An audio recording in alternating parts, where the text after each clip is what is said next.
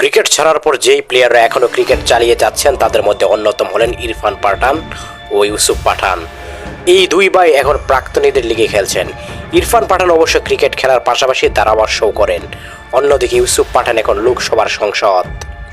এবার একসঙ্গে দুই ভাই খেলতে নেমে কথা কাটাকাটিতে জড়ালেন। লেজেন্ডসদের বিশ্ব চ্যাম্পিয়নশিপ ম্যাচে এই ঘটনাটি ঘটে।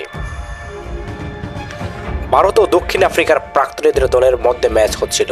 সেই সময় ব্যাট করছিলেন ইরফান পাঠান আর নন স্ট্রাইকার এন্ডে ছিলেন ইউসুফ পাঠান। বল হাতে ছিলেন ডেল স্টেন, তিনি একটি স্লোয়ার লেন্থ বল করেন।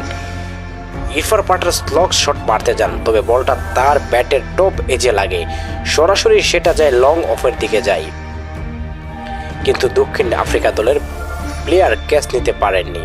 অন্যদিকে বলটা ব্যাটে লেগে উপরে ওঠার সঙ্গে সঙ্গে ইরফান পাঠান রান নেন। একটা রান নেওয়ার পর ইরফান পাঠান আরও একটা রান নিতে যান, কিন্তু ইউসুফ পাঠান রান নিতে অস্বীকার করেন। সেই সময় ইরফান পাঠান ক্রিজের অর্ধেক চলে যায়।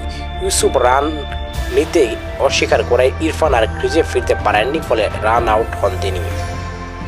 আউট হওয়ার পর ক্রিজে ইরফান ইউসুফের উপর রাগ দেখান, চিৎকার করতে থাকেন দ্বিতীয় রান না নেওয়ার জন্য।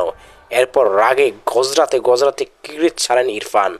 ম্যাচের পর অবশ্য ইরফান পাঠান ইউসুফ পাঠানকে চুমু খান।